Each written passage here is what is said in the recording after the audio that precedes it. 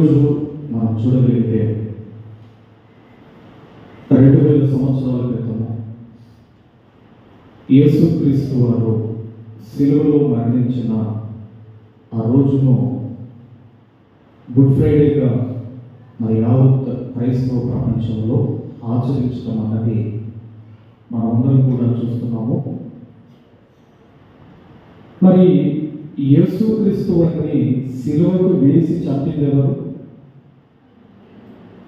చెప్పాలా? ఇదే ఈరోజు చాలా జాగ్రత్తగా దయచేసి మొబైల్ చుట్టూ పక్కన పెట్టుకోండి. మీరు దేవుని మందిరంలో ఉన్నారో మొబైల్ వాడకండి. ఉన్న కాసేపు అయినా ప్రభు పాదాల దగ్గర కూర్చున్న మనం ఒక విలువైన సంగతిని నేర్చుకొని మనమందరం కూడా ఈ ప్రాంతాన్ని విడిచిపెట్టి మనం వెళ్ళిపోవాలి. కాబట్టి యేసుక్రీస్తు వారిని సిలువకు వేసింది యూదుల అన్యజనుల? చెప్పండి, ఎంతమంది యూదులు అంటున్నారు? యేసుక్రీస్తు వారిని సిలువకు వేసి చంపింది యూదులే అని ఎంతమంది అంటున్నారు? దయచేసి ఒక్కసారి చేతులెత్తండి. కొద్దిమంది. కాబట్టి యేసుక్రీస్తు వారి శిలువ మరణం వెనకాల ఎంత కుట్ర జరిగిందో చాలా జాగ్రత్తగా, అందుకే బైబిల్ని మన దగ్గర మనం ఏం చేస్తున్నాం అన్నప్పుడు బైబిల్ ఏదో ఈజీగా చదివితే మీకు అర్థం కాదు. బైబిల్ను ఎలా వెతకమన్నాడో ఒక మాట మీరు చూడగలిగితే సామెతల గ్రంథము 2వ అధ్యాయము,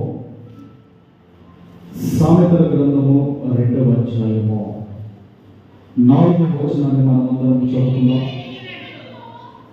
వెండిని వెతికినట్లు దానిని వెతికిన ఎడల, దాచబడిన ధనమును వెతికినట్లు దానిని వెతికిన ఎడల, అంటే దేన్ని వెతకాలి అంటే జ్ఞానమును వెతకాలి. జ్ఞానము అంటే యేసుక్రీస్తు వారే దేవుని జ్ఞానము ఉన్నాడు. యేసుక్రీస్తు వారు అంటేనే వాక్యము. ఇప్పుడు ఈ వాక్యాన్ని ఎలా వెతకమంటున్నాడు? వెండిని వెతికినట్లు దాన్ని వెతికిన ఎడల, దాచబడిన ధనమును వెతికినట్లు దాన్ని వెతికిన ఎడల. అందుకే బైబిల్ నేర్చుకునే పద్ధతి ఏంటంటే ఒక రీసెర్చ్ మెథడ్ ఉంది. ఎక్కువగా రీసెర్చ్ అన్న పదము మనము ఈ సిఐడి వాళ్ళు కానివ్వండి, లేదా డిపార్ట్మెంట్ వాళ్ళు కానివ్వండి, పలాని కేసు మేము రీసెర్చ్ చేస్తున్నామండి అంటారు కదా, రీసెర్చ్ అంటారు. అలాగే బైబిల్ కూడా రీసెర్చ్ చేయాలి, బైబిల్ కూడా పరిశీలన చేయాలి, పరిశోధన చేయాలి. ఎందుకంటే యెహోవా వాక్యము కొంత ఇచ్చట కొంత అచ్చట మీకు దొరుకును అన్నాడు. ఇలా దేవుని వాక్యాలన్నీ కూడా ఒక దగ్గరికి మనం తెచ్చుకొని అందులో ఉన్న మీనింగ్, భావాన్ని మనం క్యాచ్ చేయాలి. అది బైబిల్ అంటే. వెతకాలి, అవన్నీ ఒక దగ్గరికి తెచ్చుకోవాలి. అప్పుడు అందులో ఉన్న భావం ఏంటి, మీనింగ్ ఏంటి అన్నది మనం నేర్చుకోవాలి. అప్పుడే మనకు దేవుని వాక్యం అనేది అర్థమవుతుంది. కాబట్టి మనం ఆలోచిస్తున్నాము, యేసుక్రీస్తు వారిని సిలువకు వేసి చంపింది యూదుల అన్యజనుల అనేది ఆలోచిస్తున్నాము. ఎందుకంటేనండి, మీరు ఆలోచన చేయగలిగితే యూదుల దగ్గర ఒక చట్టం ఉంది, ధర్మశాస్త్రం అంటారు దాన్ని. అలాగే రోమా గవర్నమెంట్ దగ్గర ఒక చట్టం ఉంది. ఇప్పుడు యేసుక్రీస్తు వారు నేరం చేశారు. యేసుక్రీస్తు వారు నేరం చేశారు అని అన్నారు. ఏ నేరం చేశారంటే, ఒకటి దైవద్రోహము, ఈయన మనుషుడై ఉండి దేవుణ్ణి చెప్పుకుంటున్నాడు, ఒకటి దైవద్రోహము. రెండవది రాజద్రోహము. రాజద్రోహం అంటే కైసరుకు పన్ను కట్టొద్దు అంటున్నాడు అని. ఈ 2 సెక్షన్ల మీద ఏం చేశారంటే, ఈ 2 నేరాల మీద ఆయన ఏం చేశారు అంటే, మరి ఒకవేళ ధర్మశాస్త్ర ప్రకారంగా ఒకవేళ ఏ వ్యక్తి అయినా తప్పు చేస్తే వాళ్ళ చట్ట ప్రకారంగా రాళ్ళు రుబ్బి చంపవచ్చు.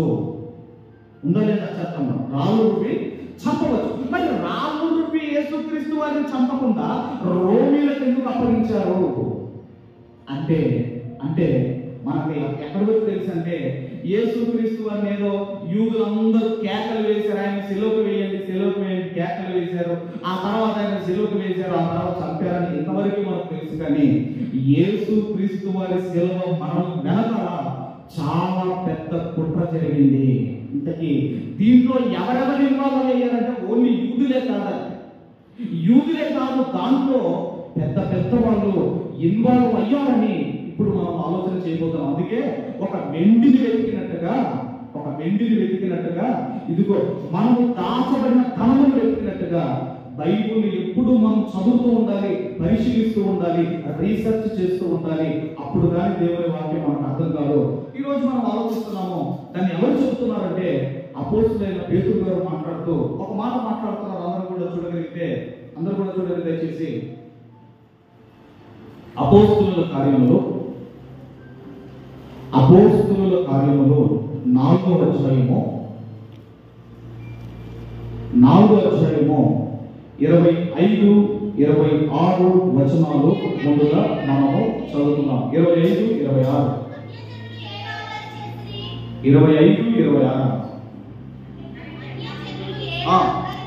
చదువు. అన్యజనులు ఎలా అల్లరి చేసిరి, ప్రజలందరూ వ్యర్థమైన ఆలోచనలు పెట్టుకొని ప్రభువు మీదను ఆయన క్రీస్తు మీదను భూరాజులు లేచిరి, అధికారులు ఏకముగా కూడుకునేది అని నీవు పరిశుద్ధాత్మ ద్వారా మా తండ్రియు నీ సేవకుడనైన దావీదు నోట పలికించితివి. ఈ మాటను బట్టి మీరు ఆలోచన చేయగలిగితే ఈ మాటే మనం ఆలోచింపజేసిన మాట. యేసుక్రీస్తు వారిని సిలువకు వేసింది యూదుల అన్యజనుల. అక్కడ ఏమంటున్నాడు అంటే అన్యజనులు ఎలా అల్లరి చేసిరి. అన్యజనులకి ఏం సంబంధం అండి యేసుక్రీస్తు వారితో? అన్యజనులకి ఏం సంబంధం యేసుక్రీస్తు వారితో? అన్యజనులు ఎలా అల్లరి చేసిరి, ప్రజలు ఎందుకు వ్యర్థమైన దాన్ని ఆలోచన చేసుకునేది? ప్రభువు మీదను ఆయన క్రీస్తు మీదను భూరాజులు లేచిరి. అసలు భూరాజులకు యేసుక్రీస్తు వారితో సంబంధం ఏంటి? అందుకే తర్వాత ఏమంటున్నాడండి, అధికారులను ఏకముగా కూడుకొని నీవు పరిశుద్ధాత్మ ద్వారా మా తండ్రియు నీ సేవకుడైన దావీదు నోట పలికించింది. అంటే వీళ్ళందరూ ఇన్వాల్వ్ అయ్యారు యేసుక్రీస్తు వారి శిలువ మరణంలో. వీళ్ళందరూ అధికారులు, భూరాజులు, అన్యజనులు వీళ్ళందరూ కూడా ఇన్వాల్వ్ అయ్యారు అని ఎవరు చెబుతున్నారు? సాక్షాత్తు పేతురు గారు చెబుతున్నారు. 27, 28 కూడా మనం చదవగలిగితే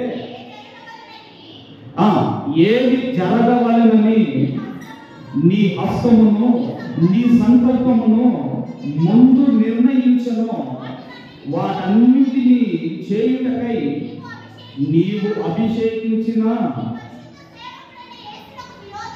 నీ పరిశుద్ధ సేవకుడైన యేసుకు విరోధముగా హేరోదును పొంతి పిలాతును ఇశ్రాయేలు ప్రజలతోనూ ఈ పట్టణం ముందు నిజముగా కూడుకొనిది. అంటే యేసుక్రీస్తు వారిని సిలువ వేయడానికి కారకులు వీళ్ళందరూ అంటే అవును వీళ్ళందరూ అని ఎవరు చెబుతున్నారు అంటే పరిశుద్ధాత్మ ప్రేరణతో అపోస్తలుడైన ఇదిగో పేతురు కావచ్చు, వీళ్ళందరూ ఒక హేరోదు కావచ్చు, ఒక పొంతు పిలాతు కావచ్చు, కైసరు కావచ్చు, అన్యజనులు కావచ్చు, వీళ్ళందరూ అన్యజనులు. అలాగే అధికారులు అంటే యూదులు వీళ్ళందరూ కూడా ఒకటై యేసుక్రీస్తు వారిని సిలువకు వేసి చంపారు. అయితే మనం ఆలోచన చేయగలిగితే అన్యజనులకు ఎందుకు ఇందులో ఇన్వాల్వ్ అయ్యారు అన్నది చాలా జాగ్రత్తగా మనము నేర్చుకోవాలి. ఇప్పుడు ఇదే ప్రవచనం ఎక్కడో మీరు ఒకసారి చూడగలిగితే కీర్తన గ్రంథము, దయచేసి కీర్తన గ్రంథం 2వ అధ్యాయము ఒకసారి 3వ వచనాన్ని అందరం చదువుకుందాము. 3వ వచనం చదవము. భూరాజులు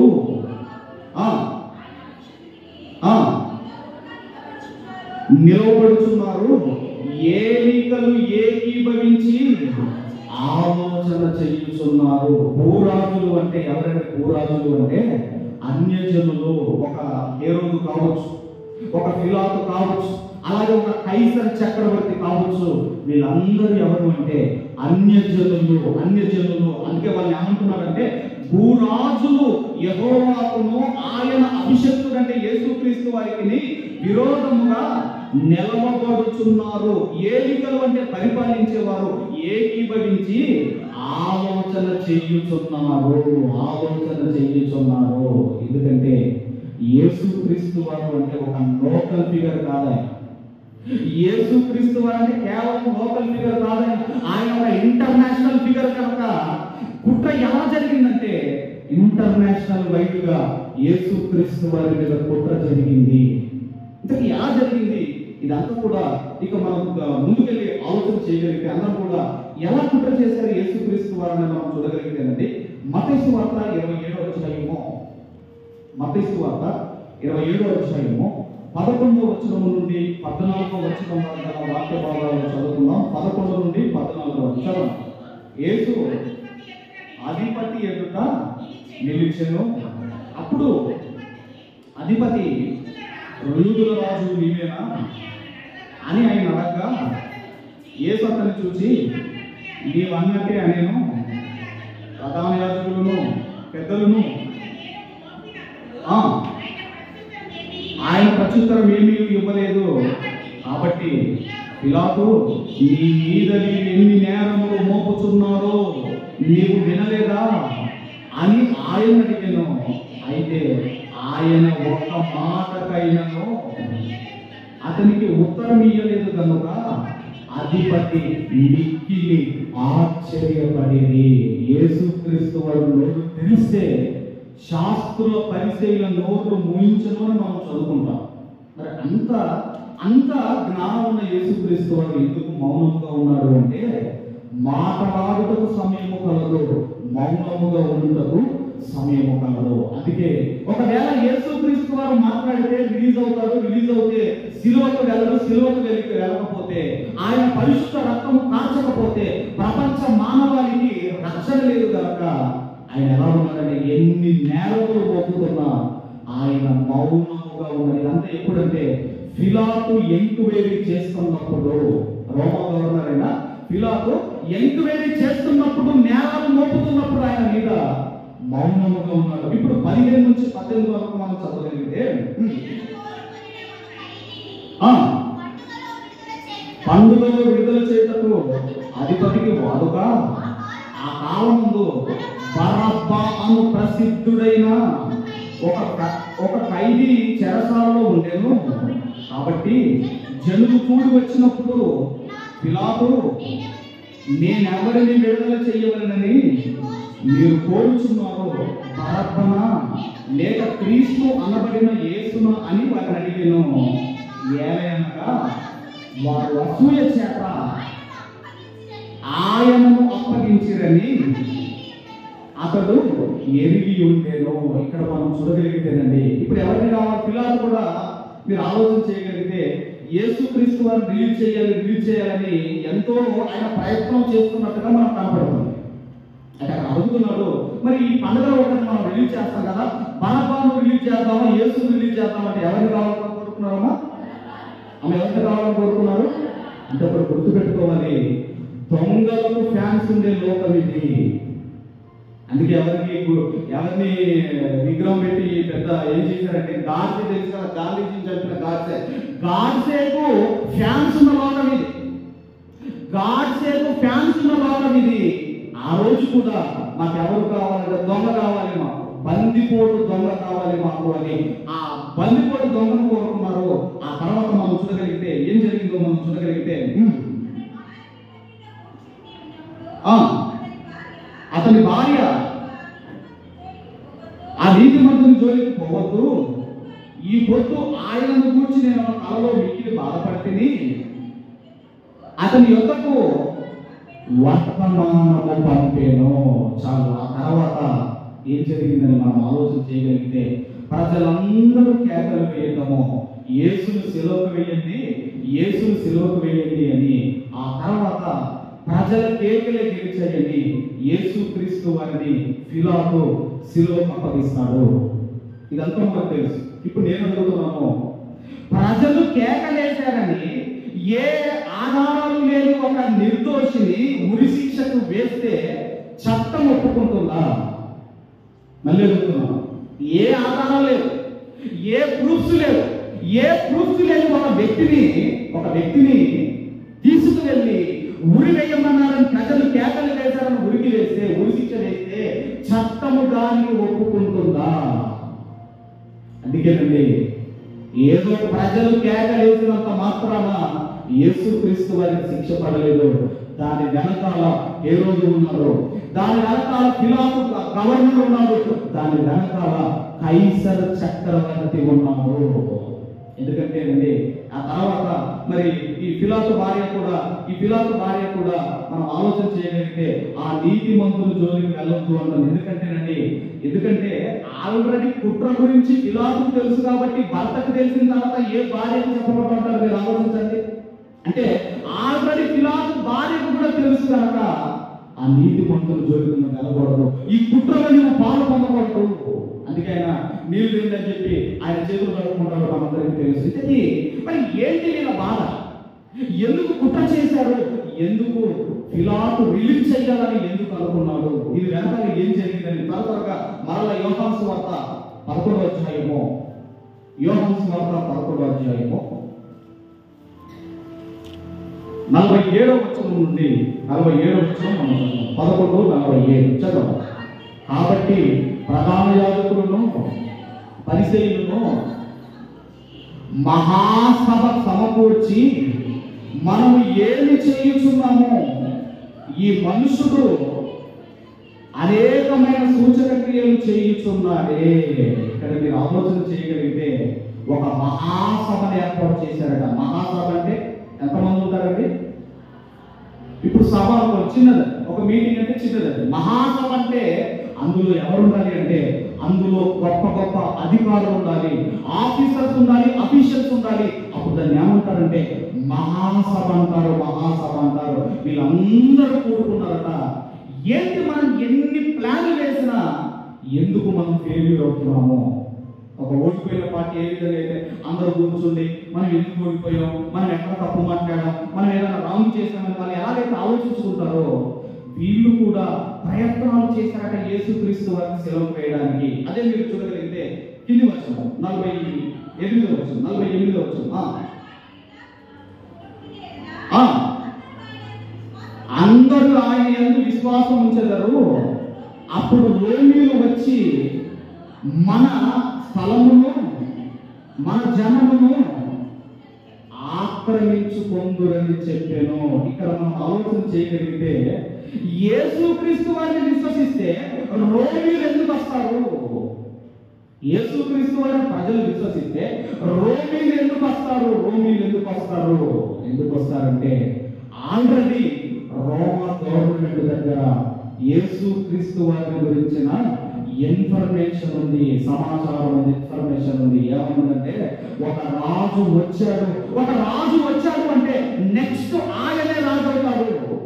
ఒక రాజు వచ్చాడంటే నెక్స్ట్ ఆయనే రాజు అవుతాడు అన్న ఈ ఇన్ఫర్మేషన్ ఎవరి దగ్గర ఉందంటే రోమా గవర్నమెంట్ దగ్గర ఉంది ఇన్ఫర్మేషన్ అంతా కూడా. అందుకేనండి ఏం చేశారంటే కుట్ర చేశారు. ఎందుకు కుట్ర చేశారు అంటే ఇదిగో ఈయన ఏం చేస్తున్నాడు అంటే ఈయన మనకు యాంటీగా మాట్లాడుతున్నాడు.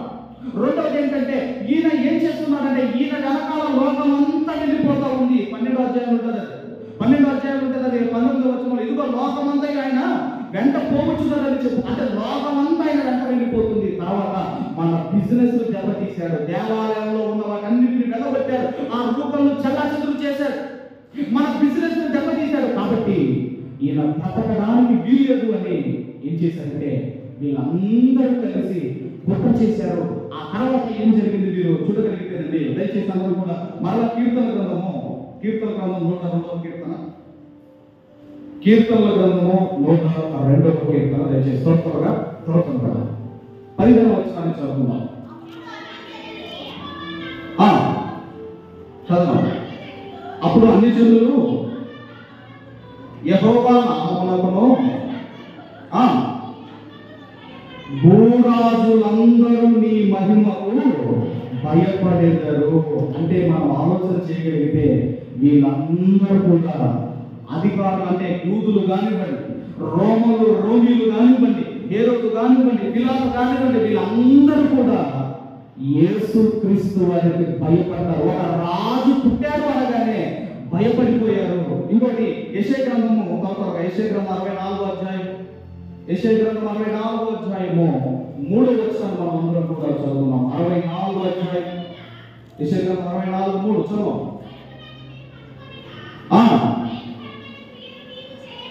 నీవు చేయగా అన్యజనులు నీ సన్నిధిని కలవరపడుదురు గాక, నీవు దిగి వచ్చుదురు గాక, నీ సన్నిధిని పర్వతములు తత్తరిల్లును గాక.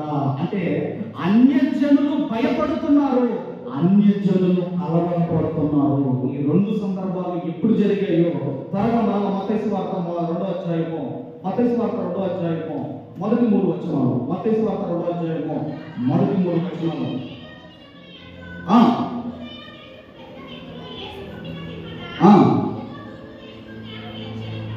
వచ్చి యూదుల రాజుగా పుట్టినవాడు ఎక్కడున్నాడు?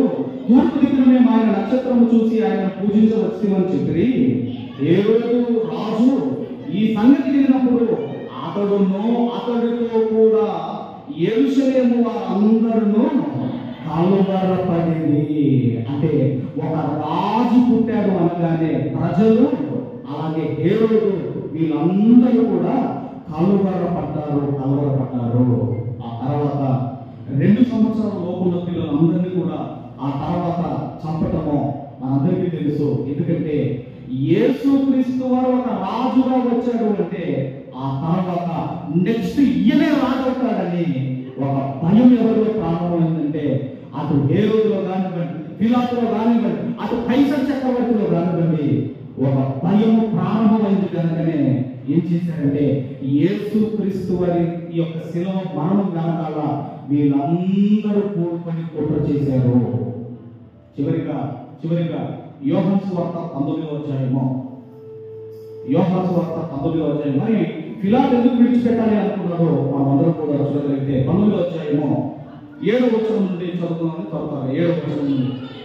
అందుకు యూదులు, మాకు ఒక నియమం కలదు, తాను దేవుని కుమారుడని ఇతడు చెప్పుకొనెను గనుక ఆ నియమము చొప్పున ఇతడు చావవాలని అతనితో చెప్పి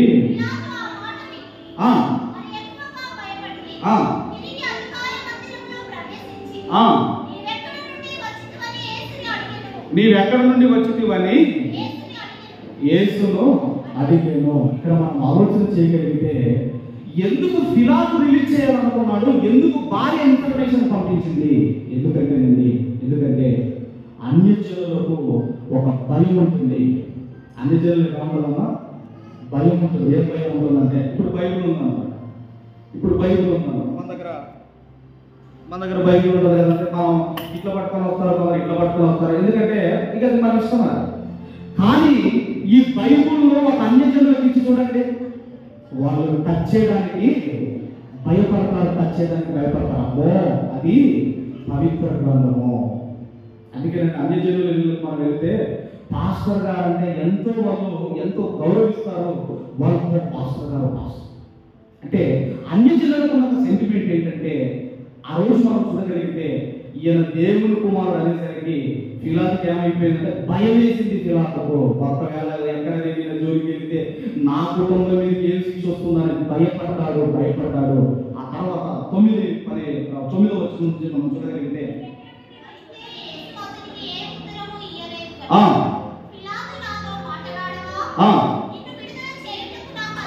నిన్ను విడుదల చేయటం నాకు అధికారం కలదనియు, నిన్ను సిలువ వేయటం నాకు అధికారం కలదనియు నీవెరగవా అని ఆయనతో అనెను. అందుకు యేసు, పై నుండి నీకు ఇవ్వబడి ఉంటేనే తప్ప నా మీద నీకు ఏ అధికారమును ఉండదు. అందుచేత నన్ను నీకు అప్పగించిన వారికి ఎక్కువ పాపము కలదని ఈ మాట ఎప్పుడైతే చెప్పాడో ఇంకా భయం వేసిందండి పిల్లలకు. అప్పుడు అంటున్నాడు 12వ వచనంలో, ఈ మాటను బట్టి, ఇప్పుడు నీకు పలికిన ఈ మాటను బట్టి పిలాతు ఆయనను విడుదల చేయటకు యత్నము చేసిన కానీ యూదులు నీవు అతన్ని విడుదల చేసినవా? కైసరుకు స్నేహితుడవు కావు.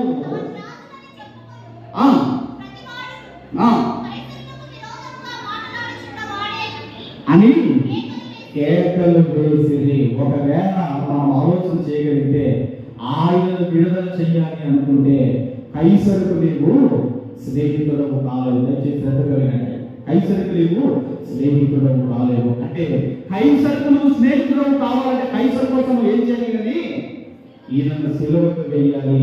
కాబట్టి దీని వెనకాల ఒక కైసర్ చక్రవర్తి ఉన్నాడు. రోమా గవర్నమెంట్ నడిపిస్తున్న కైసర్ చక్రవర్తి, ఒక ఫిలాసఫర్, ఒక హేరోడ్ ఉన్నాడు, అలాగే యూదులు కూడా ఉన్నారు. ఆ మాట మళ్ళీ చదువుకొని ముగించుకుందాం. అపోస్తల కార్యములు, అక్కడే అపోస్తల కార్యములు 4వ అధ్యాయము 25వ వచనం చదువుకొని ముగించుకుందాం.